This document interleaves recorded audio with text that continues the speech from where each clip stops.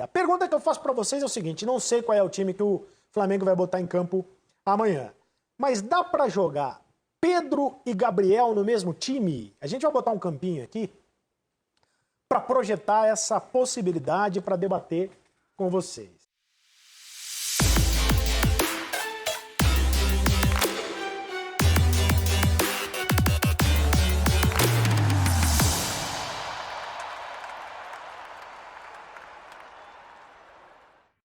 Mil pessoas, 55 mil ingressos já foram vendidos para esse jogo. Será o segundo jogo com o time principal do Flamengo, que venceu o último jogo do Resende.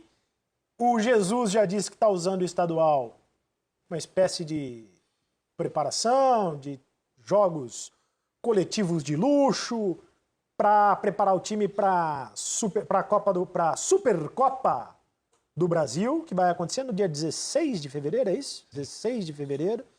Flamengo e Atlético Paranaense vão se enfrentar em Brasília. A pergunta que eu faço para vocês é o seguinte, não sei qual é o time que o Flamengo vai botar em campo amanhã, mas dá para jogar Pedro e Gabriel no mesmo time? A gente vai botar um campinho aqui para projetar essa possibilidade para debater com vocês. Do meio de campo para frente, William Arão, Everton Ribeiro, Gerson e Bruno Henrique, Gabigol e Pedro. Essa foi uma ideia do Rafael Rezende. O Rafael Rezende é que escalou esse time do meio de campo pra frente. Caiu a Arrascaeta da equipe do ano passado, né? Você tá tirando a Arrascaeta do time. O Bruno Henrique tá deslocado para a esquerda para que o Pedro seja referência e o Gabigol seja um segundo atacante próximo a ele, né? Isso para utilizar os dois ao mesmo tempo. Porque para jogar o Pedro alguém tem que sair, né? Exatamente, não dá para jogar com 12, né? Para jogar o Pedro e o Gabigol, alguém tem que sair. Perde um pouco de força na criação, né? Criação de jogadas, desenvolvimento da jogada que é o Arrascaeta, né? O Gerson e o Everton Ribeiro conseguem fazer esse papel. Lógico que no Campeonato Carioca, onde o nível técnico das equipes são inferiores ao que vai encontrar no futebol brasileiro, tem grandes condições de jogar. Tanto no Campeonato Brasileiro também, até porque o Gabriel joga pelos lados do campo. A gente já viu essa troca do Gabriel com o Bruno Henrique durante a temporada passada. Eu não vejo problema algum. O Jesus gosta de jogar com referência. Sempre foi assim, no Benfica, nos clubes que ele passou, sempre teve um jogador como referência. Hoje no Flamengo ele não tem o Pedro, né, que chegou agora. Mas eu não vejo problema algum jogar os dois assim, dessa maneira, não. Ele terminou o jogo contra o Resende, desse desenho ele não tinha o Everton Ribeiro no lado direito, era o Michael. Mas ele tinha dois caras agudos pelos lados e Pedro e Gabigol por dentro. Nos 3-1, os gols no segundo tempo, a participação do Pedro. Aí já jogava com 4 atacantes, praticamente, né? Aí... Esse jogo aí... Sim. Esse jogo aí, o Flamengo Pedro terminou... Faz sem querer, não é nem dele o gol, né? Esse foi gol contra. Mas o Flamengo terminou com Pedro, Gabriel, o Michael pelo lado direito e o Bruno Henrique pelo lado esquerdo. Né? Dois pontas e dois centroavantes. Né? Mas... tendo o Pedro com mais características de centroavante de área e o Gabriel com mais mobilidade. Mas eles não começaram o jogo, né? Eles entraram quando estava 1-0 pro Resende. Não foi os dois. Entraram após o primeiro gol do Resende, né? Começar um jogo é diferente do que durante a partida, né? A gente tem que analisar isso também. Normalmente, nos jogos do Flamengo, a gente vai ver o Flamengo terminando as partidas dessa maneira, nessa escalação. Durante a temporada, Campeonato Brasileiro, Libertadores, em muitos jogos. Mas começando, atuando dessa maneira... Eu acho que se o Pedro estiver bem, se a resposta dele individual for positiva, o Jesus vai dar um jeito de deixar ele na equipe e, consequentemente, escolher um dos outros para não estarem no time. Agora, é difícil.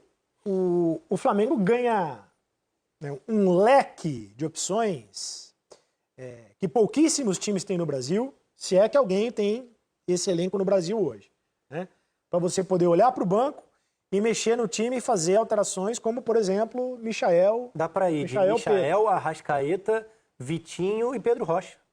E Pedro Rocha, bem lembrado, esqueci do Pedro Rocha. Dá para ir com esse quarteto, por exemplo.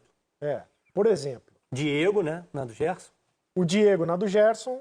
Aliás, o Diego jogou o jogo passado, começou, e o Jesus falou que quer premiar o Diego pelo excelente fim de temporada que ele teve. Ele foi muito importante, sobretudo no jogo da Libertadores, né? No jogo contra o River Plate, ele entrou e o Flamengo cresceu quando ele entrou. O Flamengo incorporou muito o elenco. O Thiago Maia... Ao Arão. Você tem 3 zagueiros de confiança. Já tinha o René como lateral, se não à altura do Felipe Luiz, mas confiável no nosso cenário. Ficou basicamente faltando um reserva pro Rafinha. Pois é, por que o Flamengo não contratou ainda um lateral direito Mercado, reserva? talvez? Falou-se muito no Orejuela. Eu fiz o Central do Mercado, né, no mês de janeiro, no comecinho de fevereiro. Não, mês de janeiro todo. E falou-se muito no Orejuela e falou-se muito no Guga. O Orejuela foi pro Grêmio, o Guga tá na seleção olímpica. Não sei se de repente o Flamengo ainda vai tentar a contratação do Guga. Porque, de fato, o Rafinha não vai jogar todas as partidas. Agora, tem o moleque da base, o Mateuzinho, né, que tem sido muito elogiado. Acaba sendo o maior desnível, se a gente for falar entre jogadores regularmente titulares, ou a equipe do ano passado e a equipe que seria a reserva com as chegadas dessa janela. O maior desnível seria a ausência do Rafinha. Então, assim, se tem um ponto, uma função em campo que o Flamengo não atacou, foi a reserva do Rafinha. O restante do elenco é impressionante. Tanto que eu cheguei a comentar aqui um pouco antes do Rodrigo sair de férias. Pareceu um pouco pesado. Esse segundo time do Flamengo, treinado pelo Jesus, num campeonato de 38 rodadas, brigaria com Palmeiras e Santos para ser vice-campeão brasileiro. Ah, mas não é pesado não, é isso aí, eu também acho. Bom, no Rio de Janeiro, hoje a primeira força é o Flamengo, a segunda força é o Flamengo, é o time reserva do Flamengo. No futebol brasileiro, eu não sei se também não é, hein? Se você pegar o time reserva do Flamengo e pegar o time principal Bom, o Santos foi vice-campeão brasileiro, mas está muito enfraquecido. Eu acho que perdeu muitos jogadores. Pode até não ser individualmente, se a gente comparar o Palmeiras.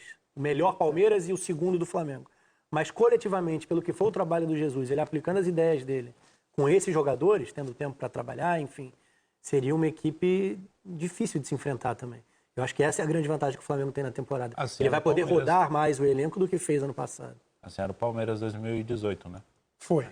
Que usou um segundo time no Brasileiro. Foi. O Palmeiras em 2018, exatamente, usou um time para jogar o Campeonato Brasileiro, outro time para jogar as Copas e ganhou o Campeonato Brasileiro. Tinha o Dudu e o Bruno Henrique de pilares. Exatamente. Acabavam jogando aqui e ali, mas... Eu creio que o projeto do Flamengo para esse ano, porque o que se falou muito no Flamengo no final da temporada do ano passado, o desgaste físico dos jogadores.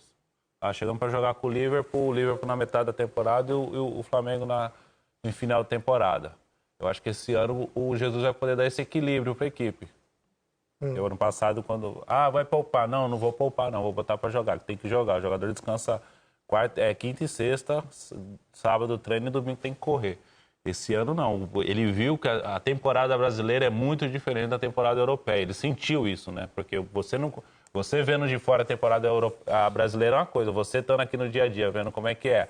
Logística, viagens, essas coisas, tudo, na recuperação de jogadores, com certeza esse planejamento do Flamengo aí é para disputar, para ganhar tudo esse ano. Eles querem ter 2 times competitivos para disputar as Copas e os campeonatos aqui do Brasil. O brasileiro por si só já é extremamente pesado quando chega naquela fase onde ele tem rodadas quarta e domingo, ali perto de setembro, outubro, ele já é extremamente pesado. Para quem ainda tem a intenção de disputar a Vera para chegar na reta final da Copa do Brasil e da Libertadores, a Libertadores foi realidade. No Flamengo, a Copa do Brasil não era objetivo. Não aconteceu pelo Atlético Paranaense. Fez um grande confronto, se classificou. Mas quem tem esse objetivo de atacar as 3, não dá para fazer o que Jesus fez na última temporada. Ele foi muito bem. Ele quebrou até alguns paradigmas, aquela ideia de que não tem como tem. Se você tem um elenco de muita qualidade, tem um trabalho acima dos demais, dá para poupar muito pouco, dá para colocar em campo quase sempre a sua equipe principal e ser superior ao adversário. Mas isso vai cobrar a conta em algum momento. Nem que seja quando você enfrentar adversários no mesmo nível. Foi a final contra o River, de um jogo que o Flamengo encontrou dificuldade, mas conseguiu o título no fim, e a justa comparação da questão da parte física no confronto contra o Liverpool. Você tinha em mente que queria conquistar a Libertadores e chegar no Mundial.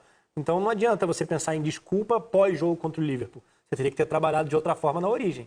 E eu imagino que seja essa a intenção em 2020. Até porque o ano passado ele fez isso em 4 meses, né? Sim. Uma temporada de 10 meses nós temos de temporada no Brasil, né? Exceção de janeiro e dezembro é 10 meses. É que dezembro contou pro Flamengo, né? Por causa do Mundial. É isso. Então, ou seja, ele fez isso aí em 4 meses. Ele chegou e falou, vou dar um gás nessa equipe 4 meses, vou ganhar o Brasileiro e a Libertadores e vou buscar o Mundial. Só que agora, uma temporada toda, é impossível ele fazer o que ele fez no ano passado. A equipe não vai conseguir render a mesma coisa. Vai ter que rodar o elenco.